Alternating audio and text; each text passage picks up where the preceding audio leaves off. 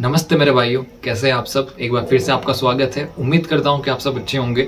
तो अभी BHTC 2025 की फाइनल आंसर की आ चुकी है और फाइनल आंसर की आने के बाद आपके मन में ये सवाल आ रहे होंगे कि मुझे कॉलेज मिलेगा या नहीं मिलेगा और BHTC 2025 की कट ऑफ कितनी जा सकती है। तो आइए इन सब के बारे में हम बातचीत करते हैं। तो सबसे पहले आपको एक बात बता दूं कि अभी जो फाइनल आंसर की आई है BHTC 2025 की, उसके आने के बाद क्या है, आपको 2 क्वेश्चन ड्रॉप्ड हो चुके हैं। मतलब 2 क्वेश्चन का क्या आपको बोनस मिला है। जो आपके 2 क्वेश्चन का बोनस है, मतलब 6 नंबर है जो आपके प्लस हो जाएंगे। जो भी आपका ऑफिशियल रिजल्ट है उसमें 6 नंबर आपके उसमें जुड़ जाएंगे। तो ये 6 नंबर है ना, ये सबके जुड़ेंगे, किसी एक के नहीं जुड़ेंगे। जिन लोगों ने BHTC का एग्जाम दिया है उन सबके 6 नंबर जुड़ेंगे। तो इसका कट ऑफ पे कोई असर इतना नहीं होगा। पर पिछले साल क्या था, पिछले साल लगभग 20 से लेकर 25 तक, जो 2025 में कितने, सिर्फ 6 नंबर बढ़ेंगे।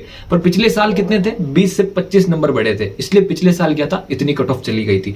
तो हाँ, इस बार ये चांस है कि कट ऑफ कम जाएगी, पर ज्यादा कम भी नहीं जाएगी क्योंकि लड़कियों के आवेदन बहुत आ चुके हैं। तो वो क्या है, अल्टरनेटिवली बॉयज पे ही असर पड़ेगा। तो दोनों की कट ऑफ क्या है, इस बार पिछली बार के लगभग ही जाने वाली है। पर फिर भी यहाँ पे मैं आपको एग्जैक्ट कट ऑफ बता देता।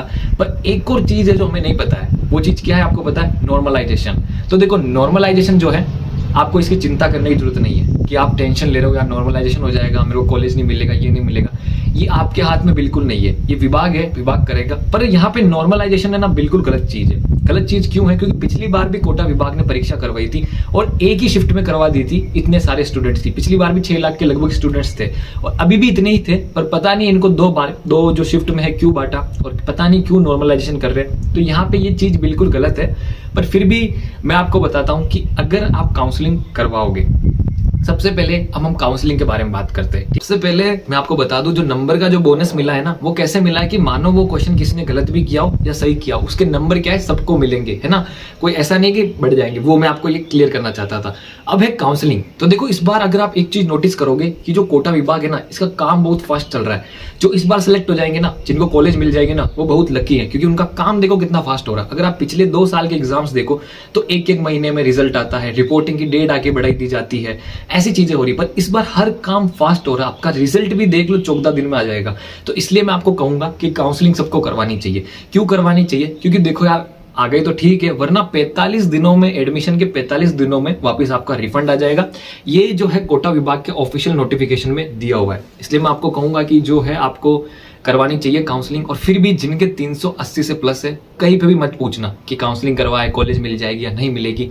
आपको काउंसलिंग करवानी चाहिए। अगर आपके 380 से ऊपर है, कोई सी भी कैटेगरी से हो, प्लीज प्लीज प्लीज काउंसलिंग करवाना, है ना, मेरी खातिर करवाना। क्योंकि देखो, होप रहती है, एक उम्मीद रहती है कि हाँ कॉलेज मिल जाएगी। फिर नहीं मिली तो कोई नहीं ना, पैसे तो वापस आ रहे हैं ना। तो इसलिए मिल गई तो मिल गई। क्योंकि देखो, काउंसलिंग के बाद भी क्या, first list, second list, third list, ये तीनों लिस्टें भी तो आएंगी। और क्या बता, फर्स्ट लिस्ट में किसी लड़के को कॉलेज मिल गई, फिर सेकंड लिस्ट में वो कहे यार मैं तो ये नहीं कर रहा हूँ BHTC, मैं तो B.Ed करूंगा। BHTC में तो लड़कियों के 50% आरक्षण है, तो वो सीट आपको मिल सकती है। इसलिए आपको काउंसलिंग करवानी है। और देखो, नॉर्मलाइजेशन की भी चिंता ना करें। नॉर्मलाइजेशन आपके हाथ में नहीं है। उस दिन जो होगा वो ऑफिशियल रिजल्ट आएगा, उस ऑफिशियल रिजल्ट के हिसाब से आपको मैं अच्छे से कट ऑफ बता दूंगा। और एक और चीज मैं आपको बताना चाहता हूँ, जो काउंसलिंग आप करवाओ बहुत ध्यान से करवाना, है ना। जैसे फर्स्ट चॉइस पे आप जो सेलेक्ट करोगे, वो आपको जो चाहिए कॉलेज वो सेलेक्ट करना, फिर दूसरी चॉइस पे वो करना, तीसरी चॉइस पे ये करना। बहुत से जने क्या करते हैं कि बहुत कम कॉलेज चूज करते हैं, फिर ऑल राजस्थान पे भी टिक नहीं करते। तो आप ऑल राजस्थान पे भी टिक करना, अच्छे खासे कॉलेज चूज करना। और देखो क्या होता है कि कभी कभी किसी के अच्छे नंबर आ जाते हैं, वो क्या करते हैं कि फर्स्ट चॉइस पे कॉलेज गलती से अलग ले लेते हैं। उनको चाहिए होती है सेकंड चॉइस फटाफट में। तो अगर आपको सेकंड चॉइस कॉलेज मिल जाती है तो आप फर्स्ट चॉइस ले सकते हो, अपवार्ड मूवमेंट करा सकते हो कि चांस है कि हाँ आपको ऊपर वाली फर्स्ट चॉइस कॉलेज मिल जाए।